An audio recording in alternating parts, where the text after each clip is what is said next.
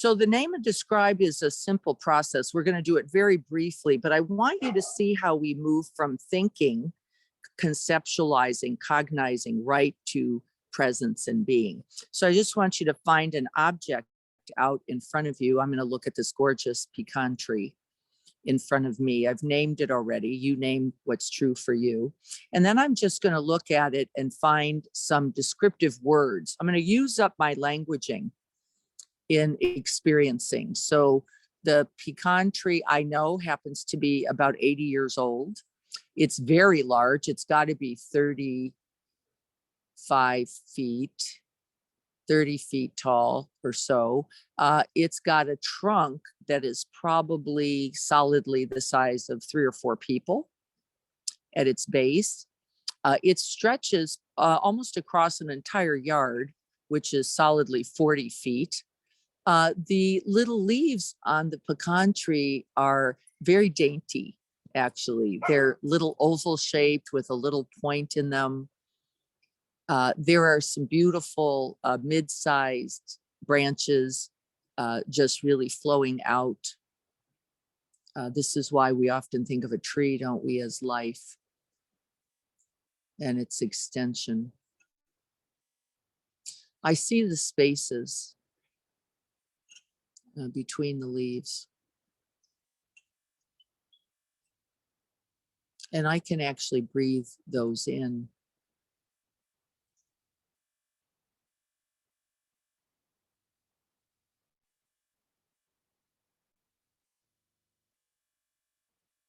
And then the words fall away for the beauty of the tree.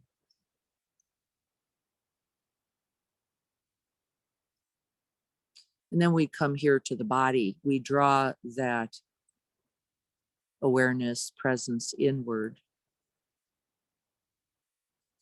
And we just gently wave our attention along with the breath over the body.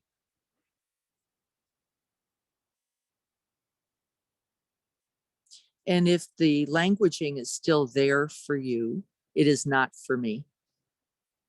If it were there for you, you could gently touch in on a sensation, name it, and hold attention there just for a breath.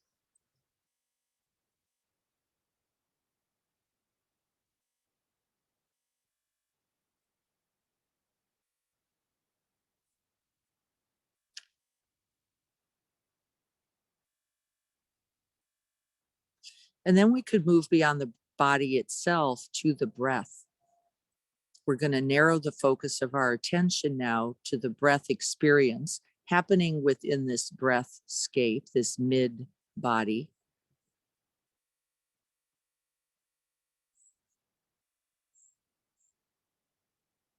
And seeing if you need more name and describe there.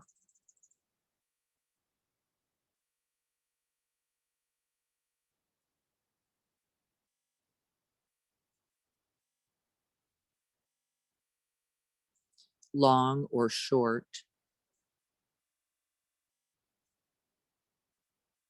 Shallow or deep.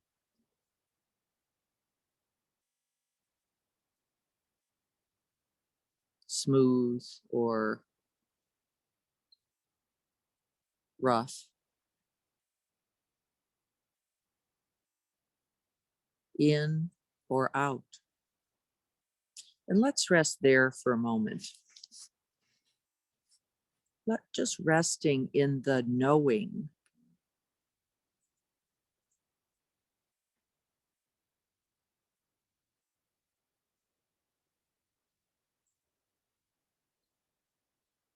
You don't want to make the breath an object. You simply want to experience the breath.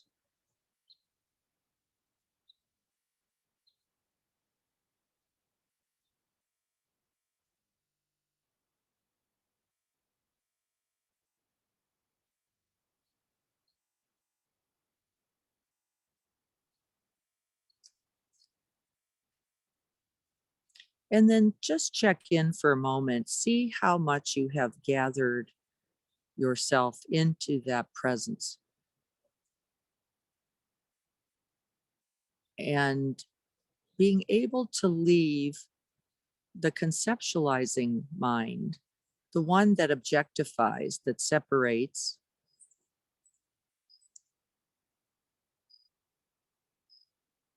See if you can just let it go, or at least let it be.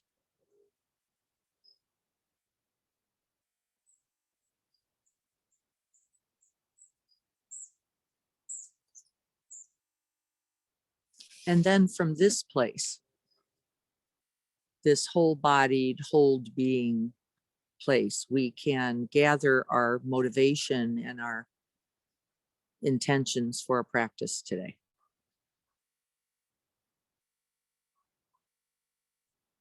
Don't go back into thinking. That would be unfortunate.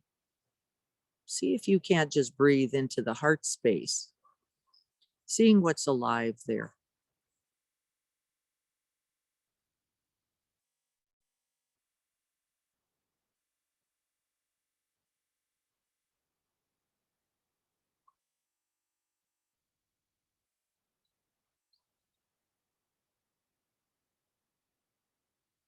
So the word generosity kind of came up for me as I was touching into that heart. It feels big, expanding like that pecan tree.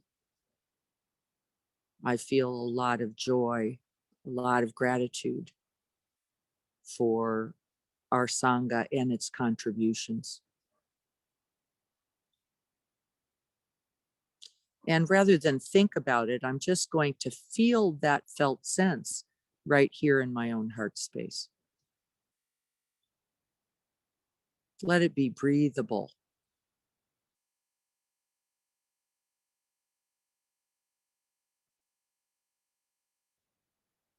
And feel the effects in the body.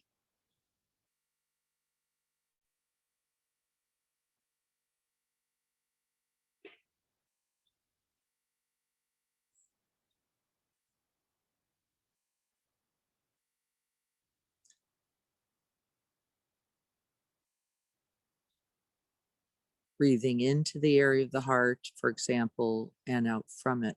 For you, it may have been a different part of the body to begin. Often it is, but I'd like us to commit ourselves to making our way from whatever part of the body is speaking to the heart space.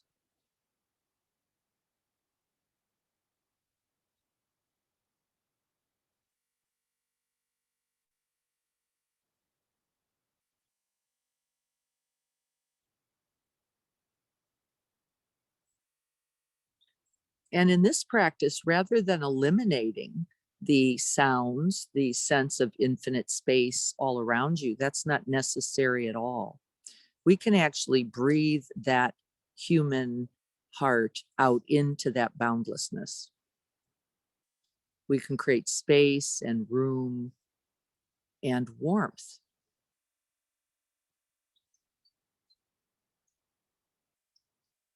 Imagining that heart and its metta, all the loving kindness, all the care, all the generosity, all the compassion. Just let it breathe, let it move you.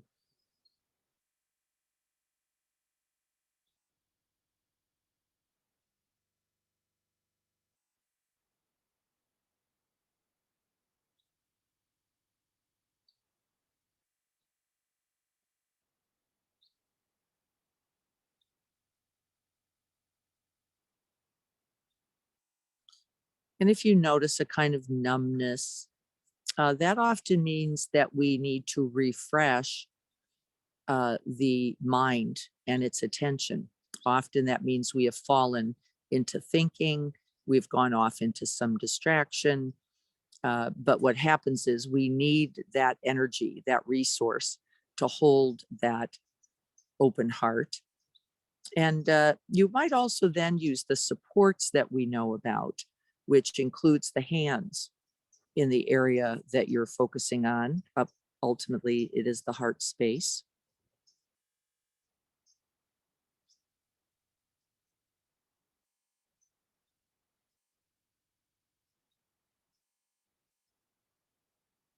And simply allow the experience of the breath.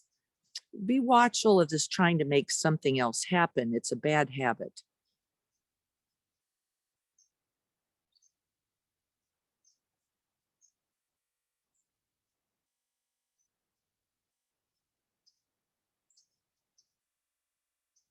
And so, for those of you who are going, I'm just simply sitting here, experiencing and enjoying the sensations of breath in the area of the chest, that's perfect.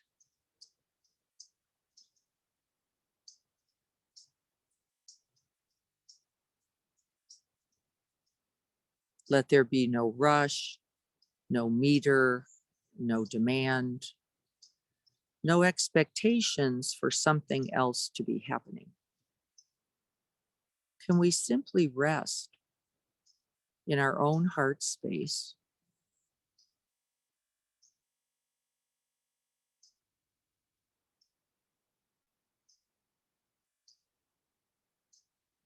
Letting it be enough.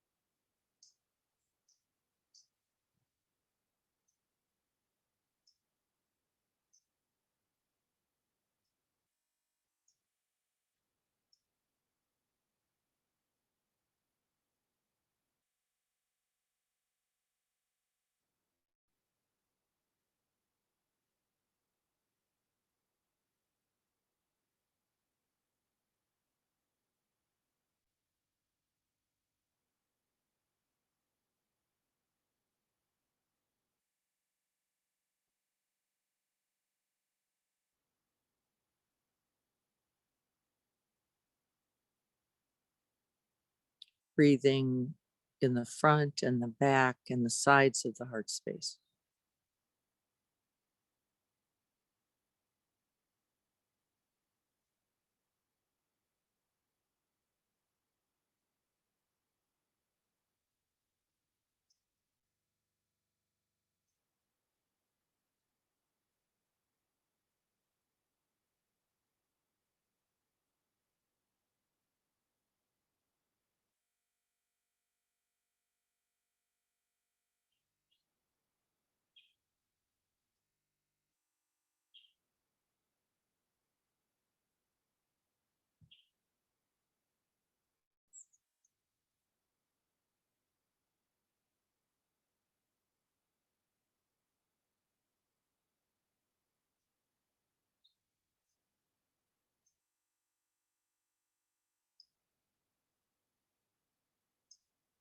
Checking into the physical body, opening awareness to sensations.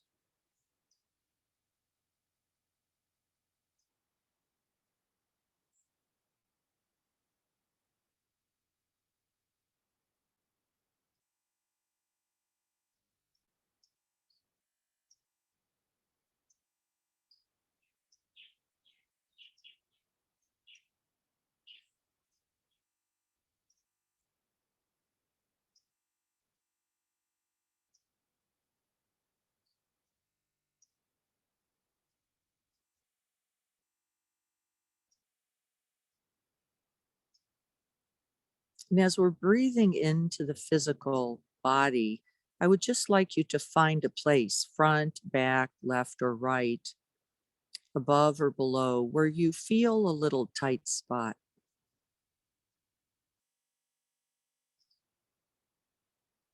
a little grip, a grab, a hook, a pain, a little constriction,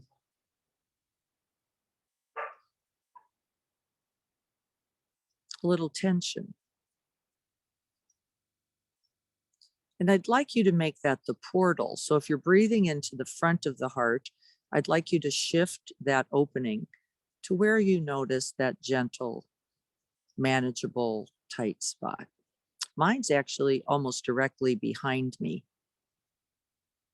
coming from the back side of the heart.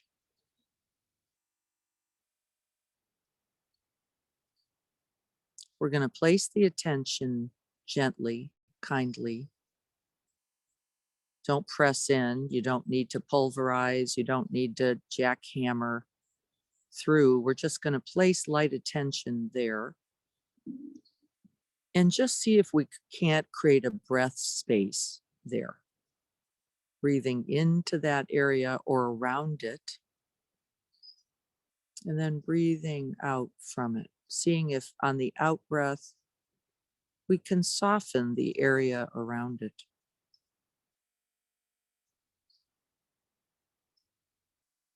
Creating space.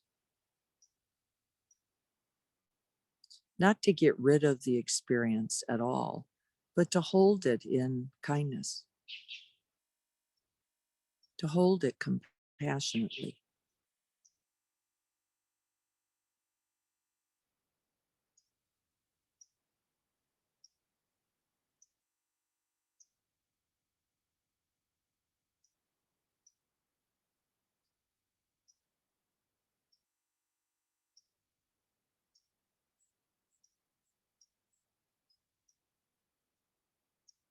Invite as much kind attention, gentle attention to this area as you can.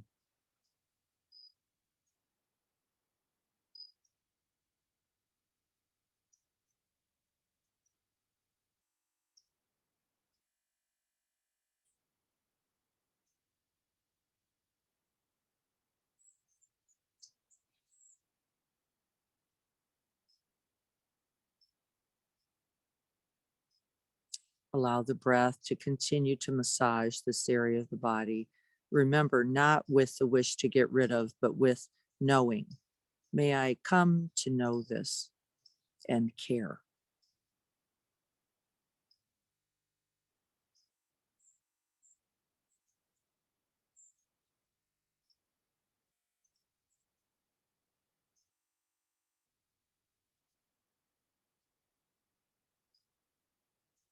You will notice changes in sensation.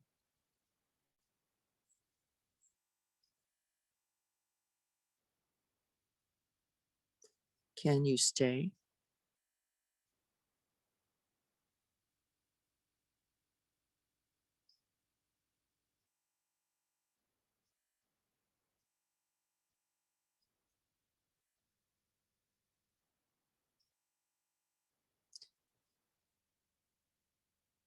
And then I'd like you to move in just a little closer, a little deeper, moving beyond the physical body to the inner body,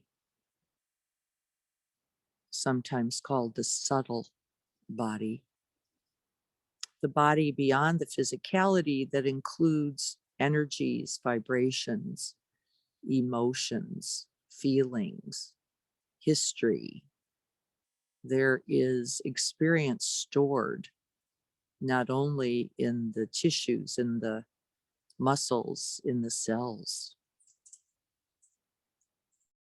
Breathe in, move closer.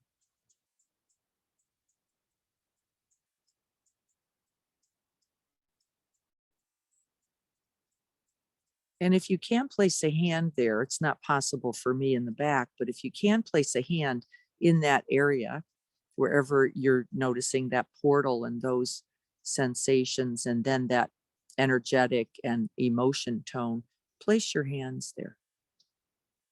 I'm going to do it from the front since I can't get to the back.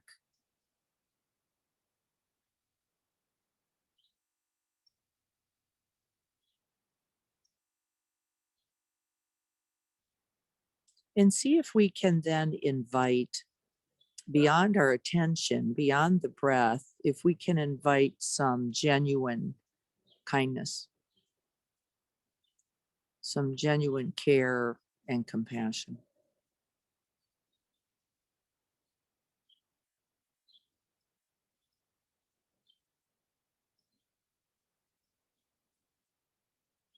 You might offer it with the phrase, "May this part of the body be well.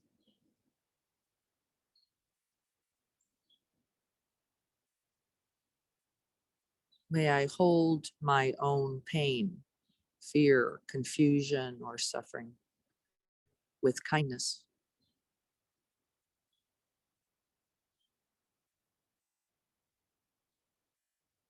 May I have the willingness, the courage,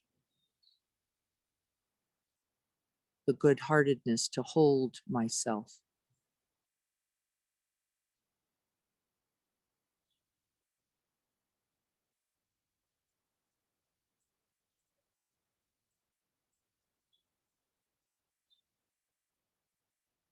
Beyond the phrases, we can offer a visual. We can imagine a ray of warm, glowing light moving into that area of the body and those emotions.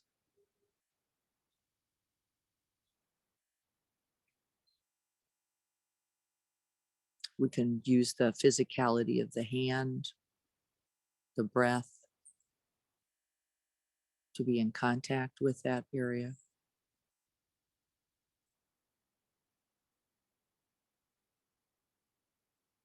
And I want you to see if what you begin to notice that this tight spot isn't really who we are at all, just old armor, old defenses from old pains, old wounds. And really, right there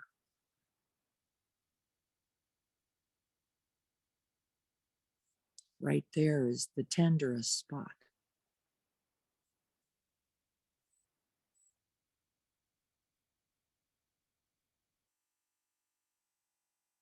Can we release the shoulders? Relax the breath and open.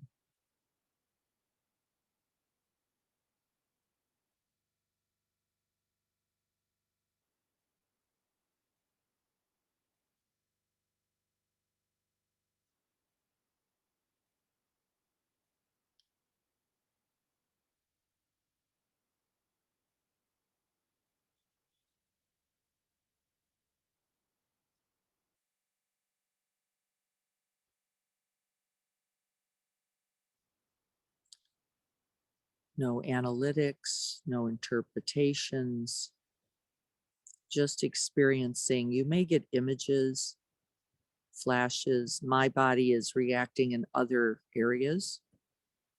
I'm noticing them, but I am not abandoning this area for the radiated contact now in my right shoulder, for example. That's often a deflector pulling you away from this tight and tender spot. And see if we can't rest the whole body mind right in that open heart, letting whatever is here be here.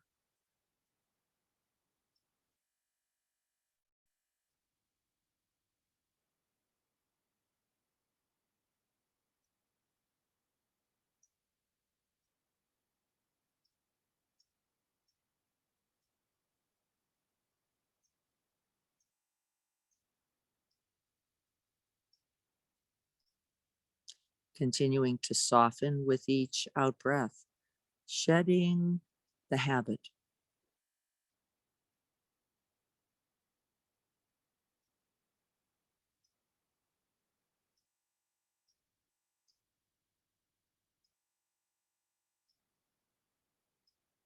You can feel that moist, cool morning air. You can offer that as nourishment, as sustenance, so that you can hold this, whatever it is, in this physical, emotional experience. You can hold it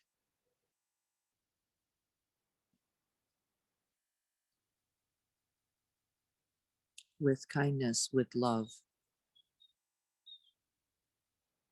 with open heartedness.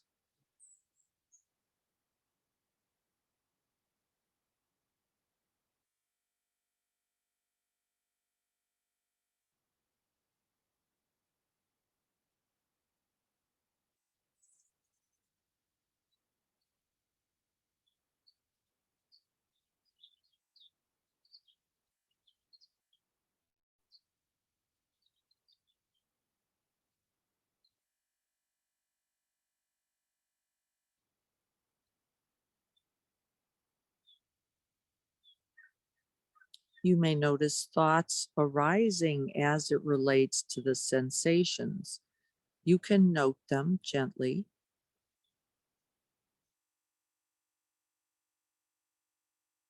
and let them go, coming back to the experience.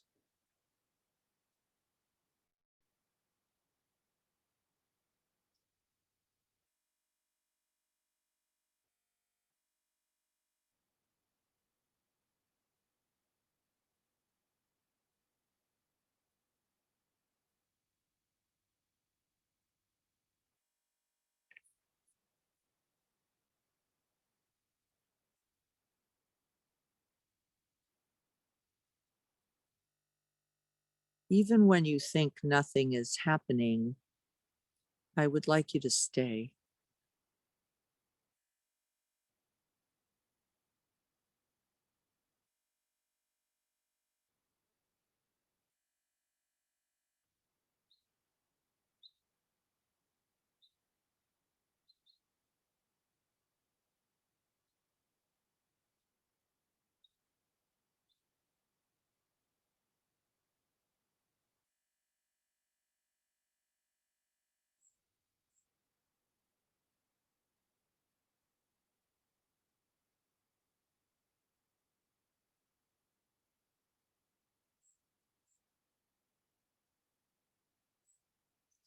If it becomes a little too intense or becomes somewhat numb, you can simply create a little wider space. Breathe in and out from the boundless space around us, particularly those of us who are sitting outside.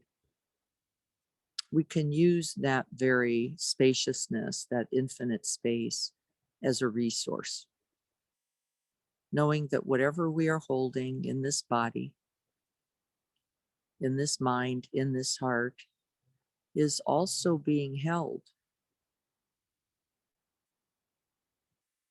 by the infinite space around us, filled with loving kindness.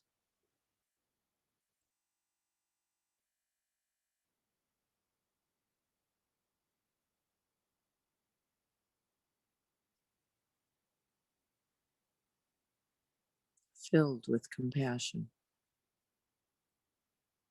forgiveness, mercy, patience.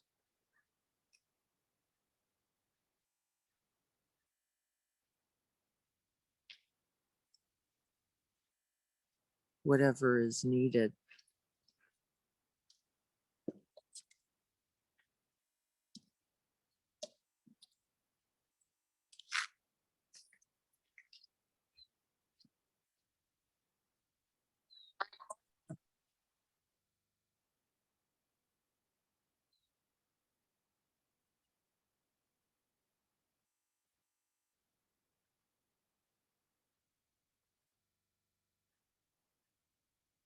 Can you let the space hold you? Let the moisture hold you.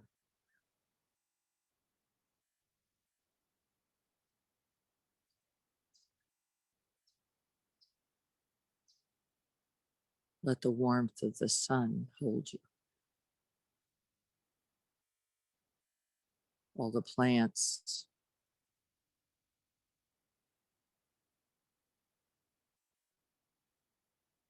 they are our kin. Let them hold you.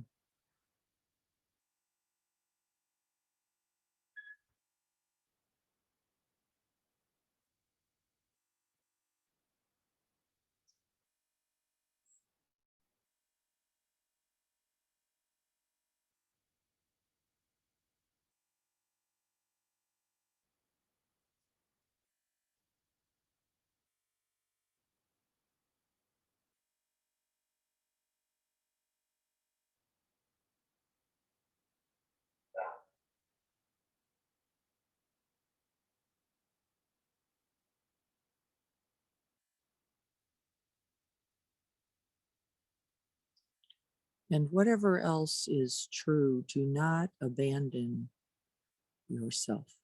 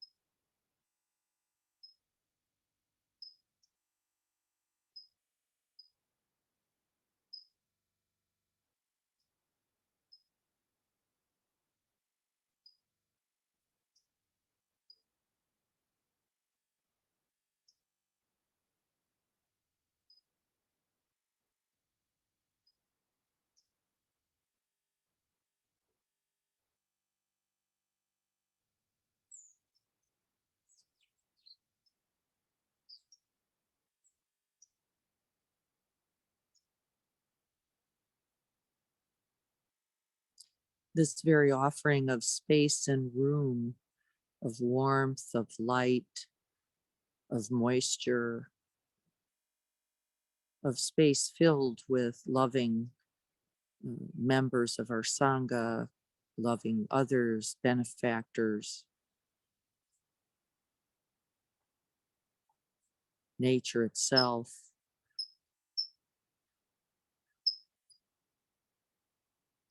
We simply apply the ointment.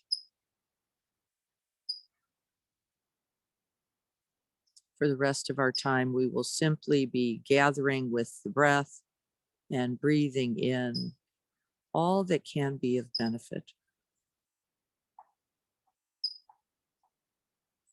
Our own kindness, our own kind attention, our own infinite, boundless, open hearts.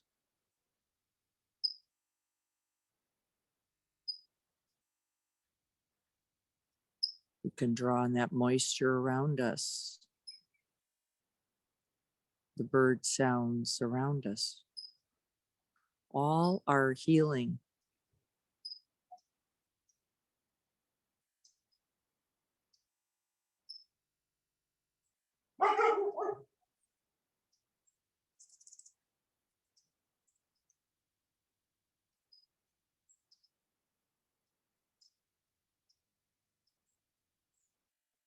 This is the first radical act of love, the first offer of dana paramita. To be whole enough, sufficient enough, awake enough, we have to offer these resources, external, internal, and both, to ourselves.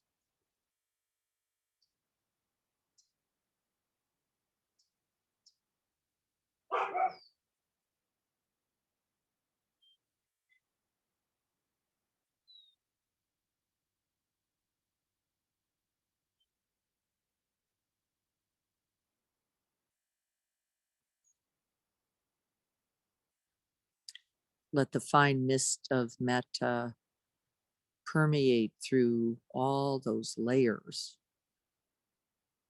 of armor, all those layers of defense, of repression, of pushing away. We simply let them melt as that fine mist.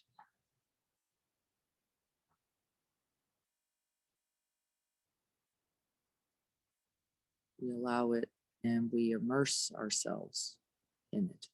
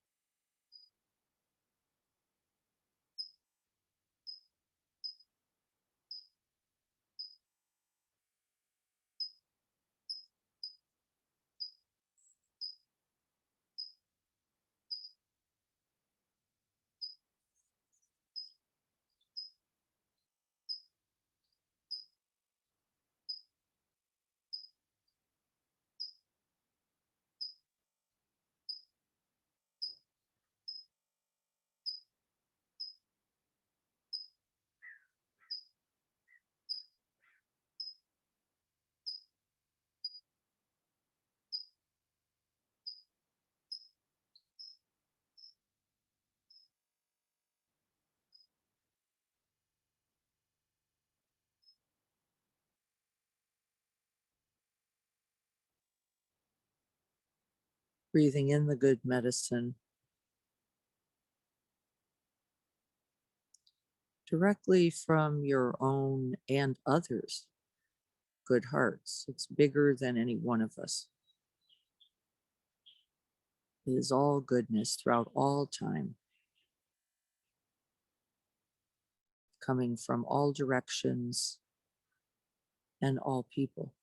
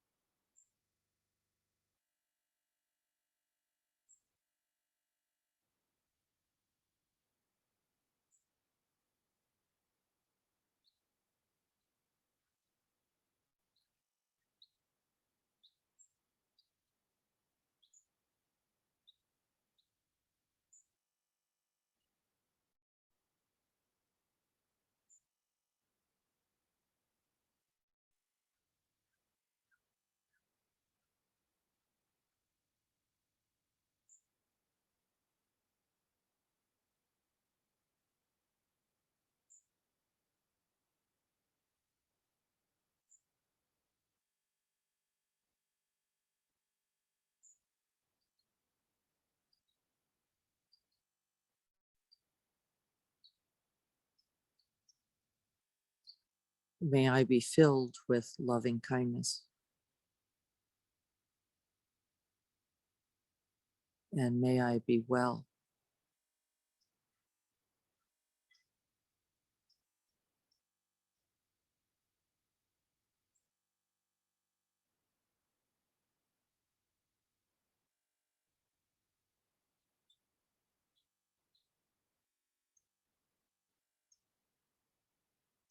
May I be peaceful and have ease,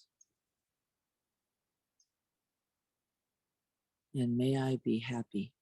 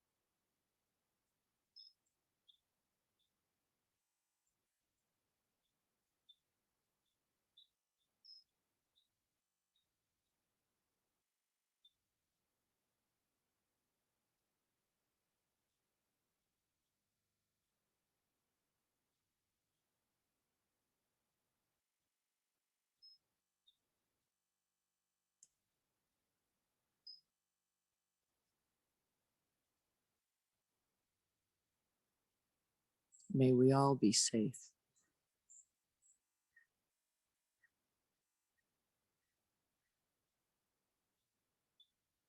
May we all be well.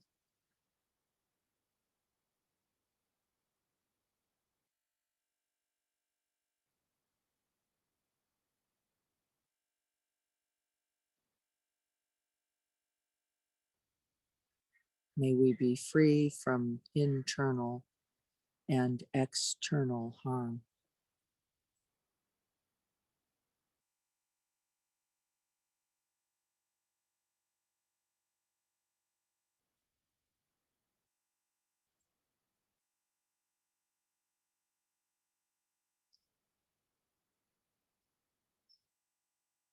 May we remember our own true, most loving, most kind, most compassionate nature.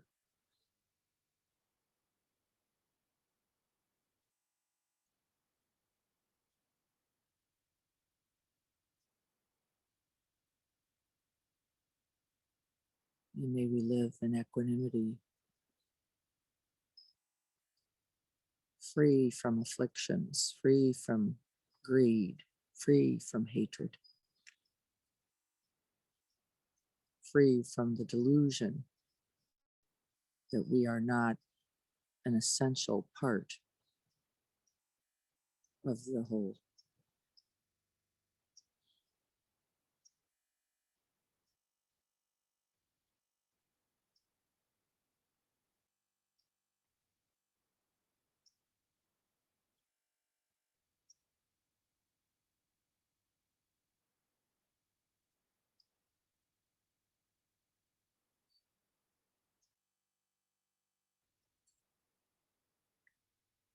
And may this practice this morning, in all practices, may it contribute.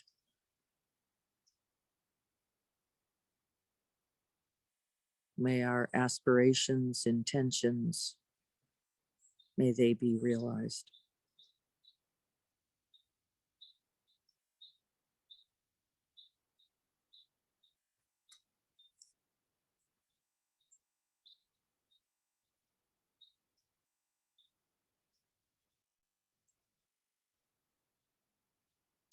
So be it.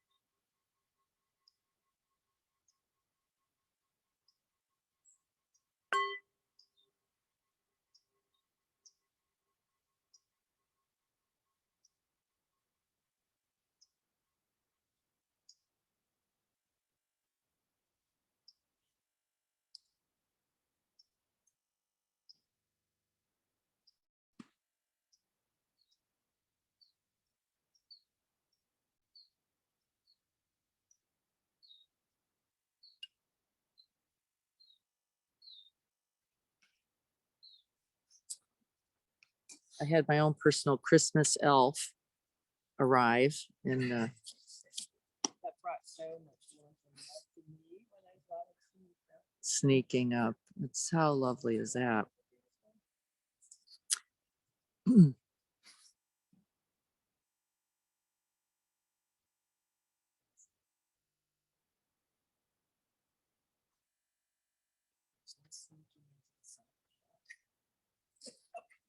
You can't sneak in. You can't sneak out either,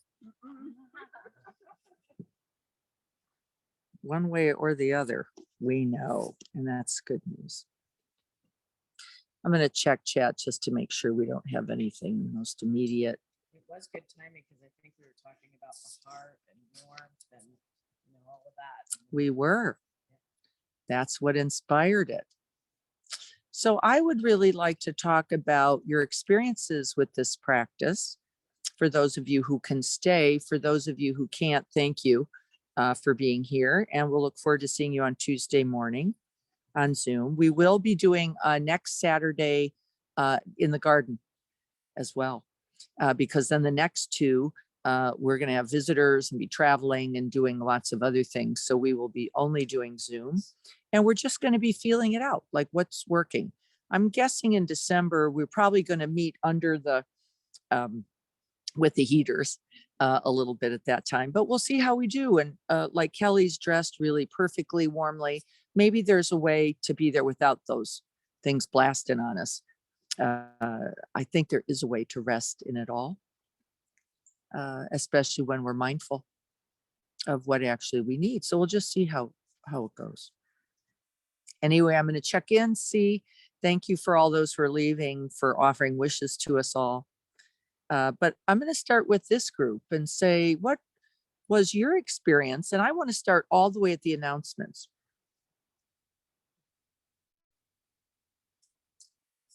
What was your experience? What shifted or changed or stayed the same? Or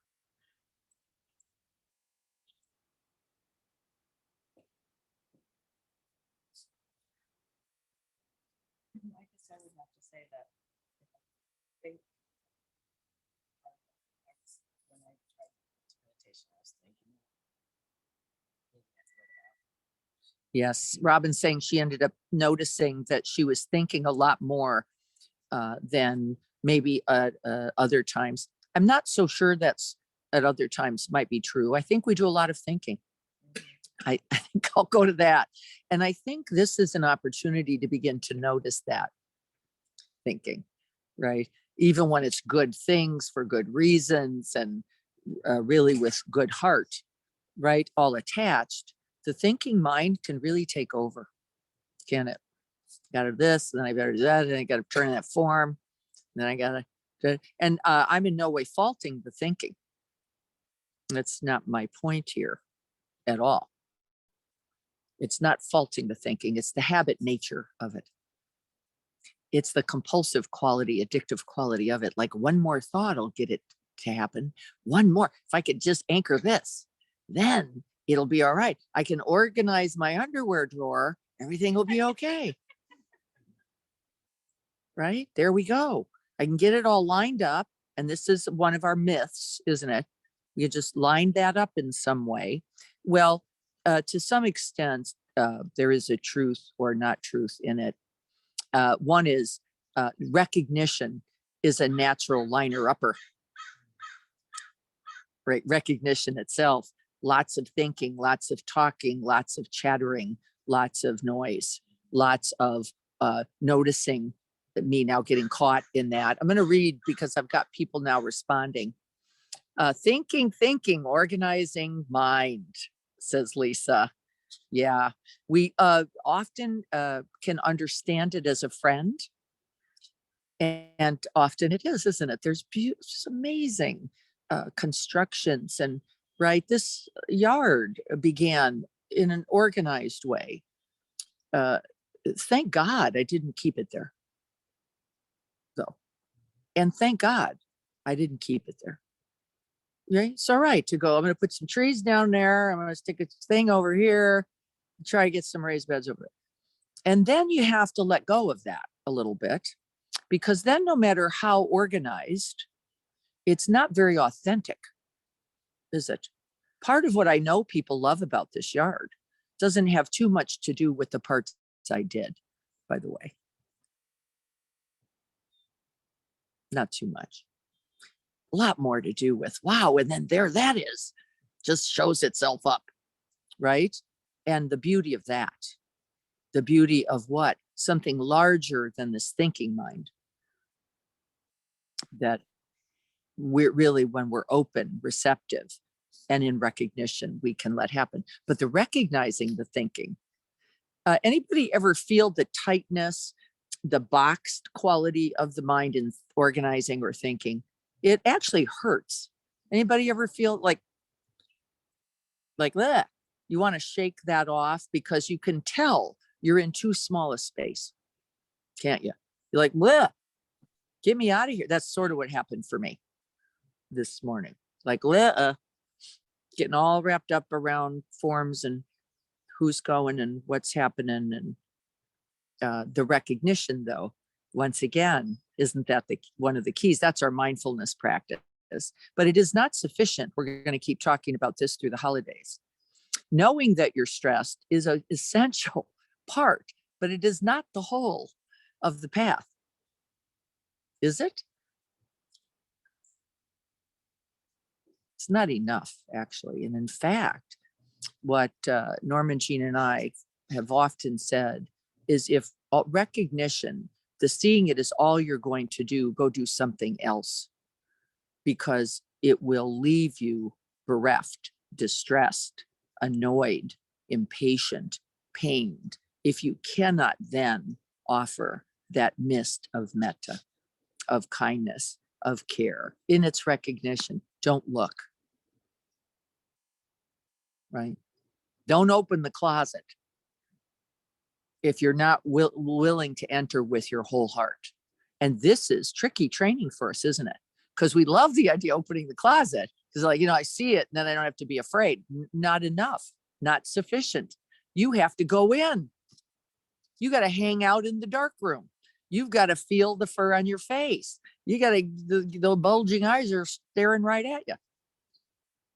Right? That's the whole of the practice. not the seeing. So then you see the tiger. What's our habit? What do you do to it? You run or shoot it. That's it. It's not enough, is it? It isn't enough. We already know how to do this really well. Brainstem, left, beautiful. Kill or bond. That's all I got. Okay. Somebody wrote, my head was spinning at the beginning, but then a profound calmness enveloped me. That was Dennis. Thank you. Too much chatter at the beginning. Announcements are okay, but keep it short. This is our learning, isn't it? This is recognition with kindness. What's needed? What's of benefit? How can we serve each other and this work, this big work, this noble work we're doing? There is a journey in your yard. Yes, it's unfolding every moment. What else? I noticed something similar and yet unexpected and kind of unique in regard to the monkey mind there at the beginning. It didn't take long for me to settle from, whatever was stirred up by the announcements and by the activity at the beginning. But as soon as we went into the tight spot, my mind just exploded with a lot of memory and imagery from my entire life, from adolescence, from my young adult, things I hadn't thought about in decades. So I found that very hard to detach from, because I could return to the sensations, I could return to the emotional resonance of it, and yet it was also novel for having seen it for the first time in so many years that I'm like, oh, I want to hang out there for a bit. Yeah. Hang out there for a bit. Yes. So I found that somewhat distracting. Yes. It's not the desire, though. The desire to stay with it is actually a part of the path or the practice. The attachment to it is the distractor. The kind of, ooh, I had an insight exactly to Anthony's point. He said he made a contact with something. It was somewhat novel. There was a little uniqueness in it. It was something he had maybe made contact with quite as vividly before. And then he got a little attached to it. Like, so I hang out here in this territory. I had a little similar thing. I had a really strong experience of being backstabbed when I made contact with that spot, like, this idea being backstabbed. And then it immediately shifted to, oh, I am the backstabber.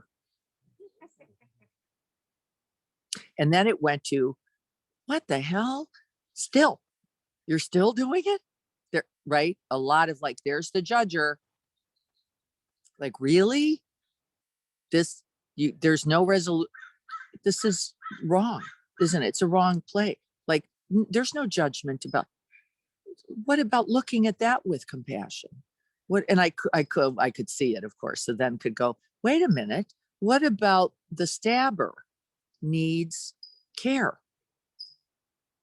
What about that in me that needs attention, kindness, care, understanding? The very stabber. And then we don't make it too much about us, right? It's okay to say in me, but not right to say me. That's who I am. Of course it is not. And recollections. Ooh. Ways I have abandoned myself and others just streamed in. It's not a problem, is it? You just let them stream. You let them appear. You go, oh, in these ways, in these conditions, in these moments. That was first. And then I could say, what was needed there? What was necessary? Why couldn't I open to myself or another in that moment? What's the reason? It's all the same. What's the reason I couldn't? I didn't have it right then.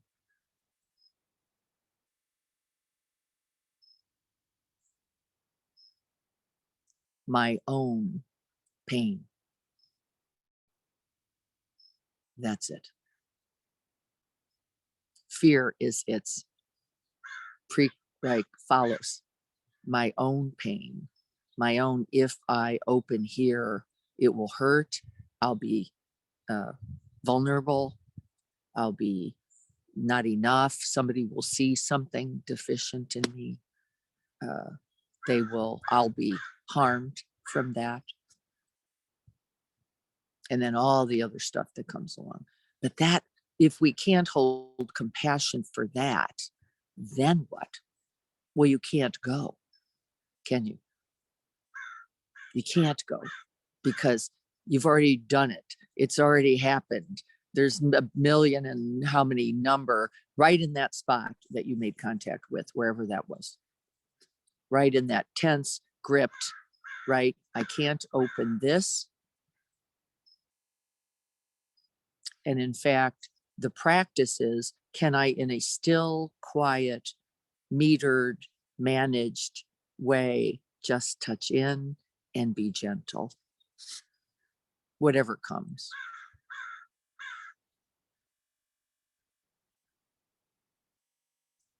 What you're saying is helping me clarify a little bit of what I have trouble with in the meditation. Just outside force that was stressing me, concerning me. You know, the whole time I was in the presence of the stress, I just had to say, I try to find that compassion. Yes. This isn't me about me. They're hurting or whatever's going on in there. Well, you can know that. Yeah. You don't even have to go on to, and then whatever. Stay right there. It's pain, right? Yeah. The backstabber in me is the same as the backstabber in everybody. Yeah. Let's not mistake it. Not go, I don't know what's going on with them. Yes, you do. Don't you? Yes, you do. Because you've done it. You've done it. I don't know to that extent or that degree or given those conditions, but I don't want us to imagine somehow that we have not caused harm. That would be an error. And why don't we like that? See, we don't like this idea that much. Do we? Like, no, not really. Right? Can you feel yourself already going, well, but not like them. I didn't do it like them. Yes, you did. Yes, you did. And you did. And we don't like it. Why? Because we're not compassionate enough, are we? We got to grow that to hold ourselves or them. We're not. We've got to grow that. That's its reality. Why do I know we have to grow it? Because we all do the same thing with it. Go, ugh, that's unpleasant, terrible. Try to get rid of that. I'm not that. That's not me. That's them. And then from that separation, we shut this right down, by the way. So we can't attend anymore. We just put it over there. In that bird, in that dog, in that ex, in that job, right? We move it over. And then we go, I don't have to be compassionate because I can stay separate from it. How handy. It's not true. It's right here. Lives right here. The backstabber in me is right here, sitting right here. Now, again, it's a little large a term, really, but it doesn't mean that it wasn't harmful, does it? Because it was.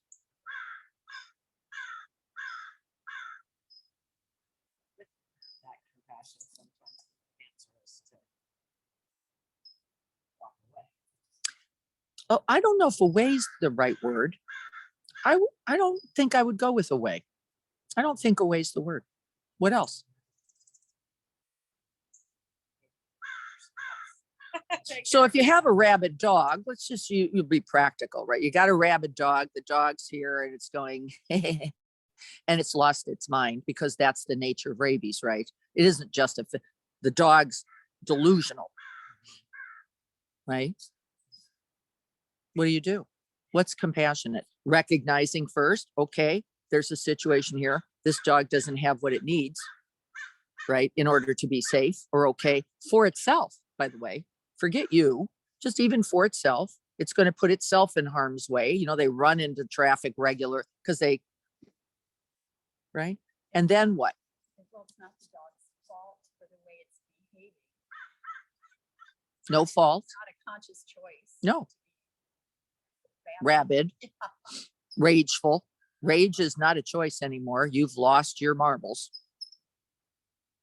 And then what? What is the right act? It doesn't mean I don't get to be safe too, right? Because that's not that helpful. Throwing yourself to the dog is probably not the best situation. Don't we get to like, okay, let's everybody acknowledging what's true here, right? Acknowledging what the truth is. That's compassionate by itself. That's how compassion feeds mindfulness. Oh, let's just see what we've got. Okay, that's the situation we have with the other, whoever that perceived other is. And then how are we all safe? How are we all safe? You really do. Yeah, you do your best. You do your best not to get chewed up. It's not that helpful. And you do your best not to put that karmic load on them by putting yourself in that situation where you're likely to get bit. Right. And this is our big work, isn't it? Compassion, not away, because that I think constructs that's the problem, but safely, lovingly. What do we do? And the backstab for me is all the moments I did step away, maybe not so lovingly. Right? Maybe not quite. Maybe with, you're a dope. I don't have to. I don't owe you. Very different than, no, I'm not going to, out of care for you and care for me. That's different, isn't it? So I have the half brother that I talk about on occasion, who's an addict, who's a gambler, who's a thief, who's right. He's got a lot of habits that I have control of him right now. And the truth is, I don't love him less. I do not love him less. And I cannot give him money. I cannot. But that doesn't mean I don't care about him. And that doesn't mean I step away from him. No, I don't. I try to step into him. Can I get you a food card and make sure that you're only buying food with it? Well, this is tricky business, but I work it out. Can I just talk to you about the pain I know you must be in? Yeah, I can do that. Till he gets mad and hangs up the phone. But that's okay, right? It's not a problem. So let's watch the idea. Let's watch the idea. In the most loving way, we get to protect everybody in the most loving way. Sharon Salzberg did it in the rickshaw. That's right. Sharon Salzberg did it in the rickshaw, Jim is saying, when she was attacked and saw her teacher, who then scolded her slightly lovingly and said, because Sharon did nothing, believing it was the kindest thing she could do. She did nothing and got assaulted, which was unfortunate. And her teacher said, no, no, no, no, no. With all the loving kindness in your heart, you should have beat the man about the head. Now, we have to watch that because it's fairly easy to beat somebody about the head, just like it's pretty easy to stab somebody in the back. But how to do it with love, that's tricky business. Really, isn't it? How do we really do it with love? And is then stabbing them in the back an option? Well, no, not quite that. But maybe I'm going to stop you. I might. And I have gone, nope, we're not doing that. And we might go down over this together, possibly, right? And you might even win, but we're going to go because I don't want that harm, and I'm willing to get in the way of that. But isn't that love? When it's clear like that, you go, nope, it's not an option. Boundaries of love. That's right. It's but we have to really check in, don't we? Just like we did today. Like, what's really active here? Is my fear most active? Is my pain most active? Is my genuine care most active? It'd be good to know before you go, wouldn't it? A little good to know before you go. Like, and then act from that. Of course, the moments where I recollected backstabbing myself were moments where I was not clear enough first. I just went. And I have regret about that and remorse, and it's okay. Right? That's also not necessarily a bad thing. I have not made that all of who I am. It is not all of who you are in your errors, right? And it's also necessary to look lovingly, compassionately, kindly, to go, what was going on with me? I was scared. I was afraid if I give you this, this is something that's not going to go so well. I won't have enough, or you're going to have more and actually do something destructive with it, or right. But some old pain was present there for me. And can I feel for that? Yes. And then I can feel for the other. Because I'm guessing pretty much exactly what my pain and fear was is theirs. Because it's mostly true. We activate each other very interestingly in about the same spots. The same vulnerabilities really get activated. And almost always we pick partners and others who are doing it exactly the opposite of us. We're going, I need a little space. They're going, no, we need more. Right? But the same pain is there. This pain of not being in connection, this pain of, so we get this idea. So I love the suggestions already that we keep announcements to announcements with questions as needed. And in fact, I don't even know if maybe we could write the questions in chat even and let those, we'll sort that out. But the problem with the end is that half the people aren't here because they have to get on. So we'll sort through that. We'll think about it. Yeah, something. The other thing then is when we get into the circle, if you want to chat, that you stay out of the circle. Once we come into the circle, you come into the circle simply to be in connection, presence, and joy. I know you want to greet each other, so just stay over there somewhere for that, rather than here in the circle, because I think I got distracted by that as well. Kelly, there's a concern in your face. I just remember back when we used to meet at Soul of Yoga, for example. We wanted to make an effort because there was this feeling like we didn't really know each other because it was silent. And so we kind of were making an effort to speak to other people and get to know them a little bit. And yes. Maybe that was before it started, but we were still sitting in the circles, just chatting with the people near us. And I think that's actually nice. Well, it's pleasant. It's not helpful for the practice. So I'm not saying I don't want to do it. I'm saying I don't think we do it in this space. I think we keep a little sacredness to this. So I would love for you to do it over there. Right? You can sit in the front, you can hang out on the side. It's gorgeous over there too, and chat. And then you hear me ring the bell, right? And then we can come in. That might be the better way to do that, so that we don't infuse our space with the chatter. I want to connect with you all also. Exactly right. Exactly right. And I that was not helpful for me. And so I know it can't truly be helpful for you. But not with the idea to limit time together. I think that's also important, critically important. Those who are on Zoom are not going to get that privilege, is how it's going to go. It just won't quite work that way. If you want that and can benefit from that, come and hang out for a few minutes.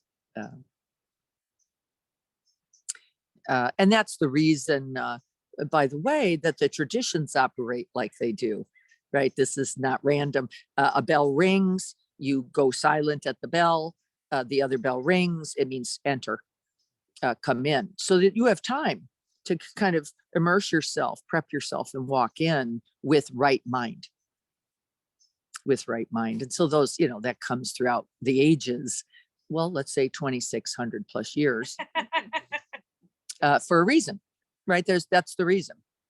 Chat in the narthex and we go into the sanctuary. Yes, exactly. Exactly right. And it's in every, it's in every contemplative tradition. It's not unique in any way.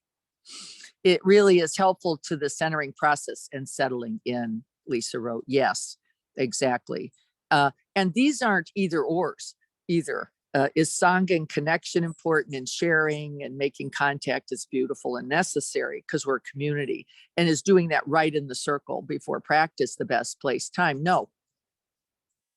Nope, it isn't. Right? So you might want to set up, go back out there. Good to see you. You will be identified as someone who wants and would value that and enjoy that connection as well, right? Versus someone who really doesn't. If you come and sit in the circle, you're in the circle because you're just looking for that, right? We can distinguish.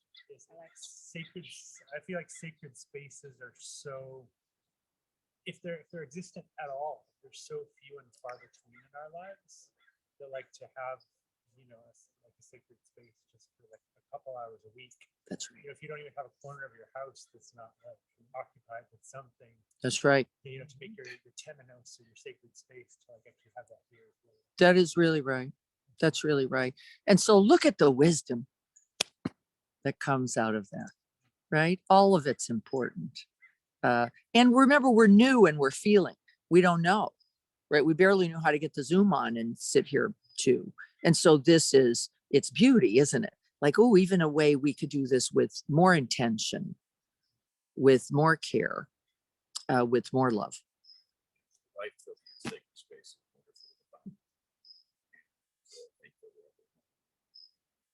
Sit there, the dog, which is usually pretty rambunctious, she comes in, sits right down. Yes. She recognizes. Yes.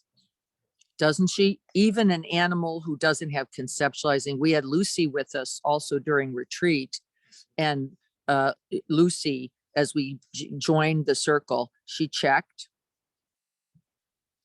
Okay. Oh, you're quiet too. Oh, boing. Didn't move unless she was eating a fly. That was she just couldn't help herself. Had to eat it. Otherwise, what? Stayed the whole time. Right? Because she could feel it.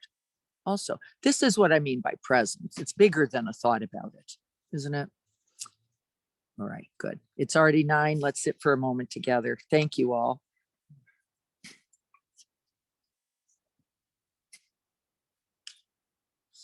So finding a breath, taking a big in breath, just grabbing that juicy, beautiful morning fall breath.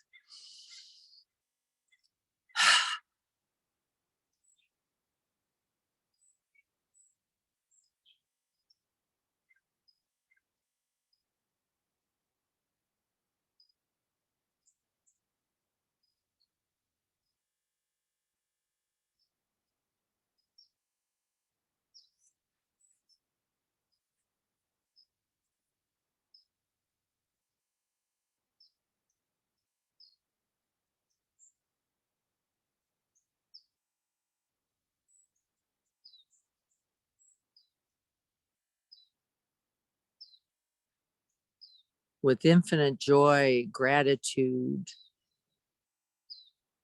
love, may we humbly offer all of the wisdom, all of the compassion, all of the kindness, all of the generosity that we have gathered here in this practice today and always.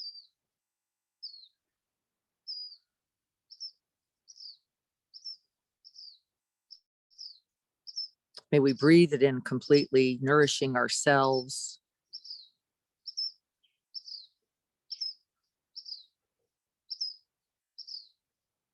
And on the out breath, let's send it out.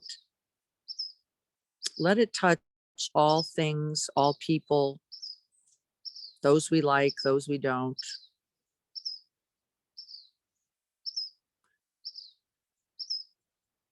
May we be as well that fine mist of metta.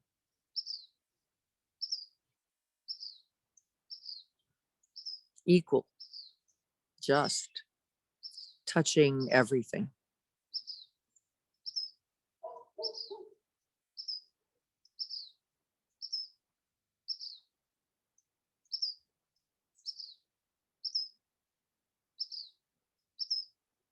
May we remember our goodness and the goodness of others.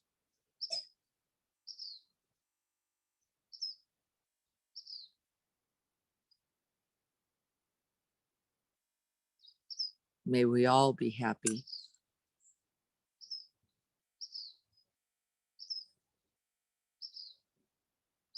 May we all be free from pain and suffering.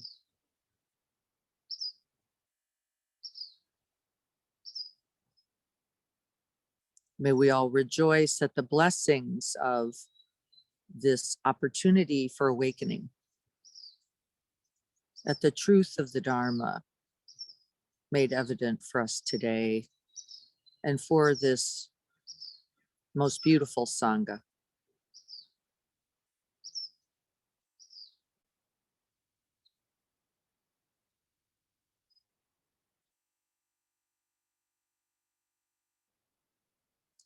And may this practice today be an inspiration.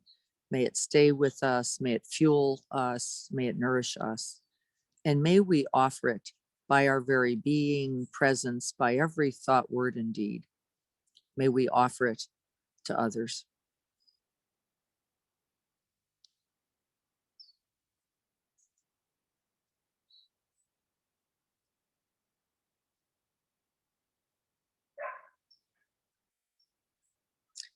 This day is good. Let this day begin with and in the loving presence of you.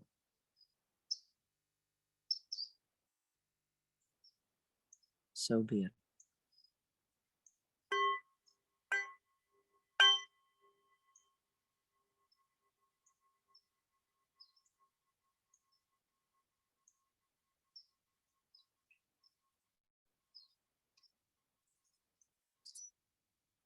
Thank you all so much. Thank you, Kelly and Robin, and all those who have signed up for our December 4th day. I look forward to elfing it up with you. And Tuesday morning at 7, Thursday at 7, and next Saturday here at the garden again. We'll be here at 7:30. I look forward to see all of you there. Thank you. Love to you. Blessings, everyone. Have a good weekend. I hope everyone has a great day. Good to see you all. Leslie, good to see you there in Israel. I hope you're well. Lisa, good to see you. Have a great day. You too.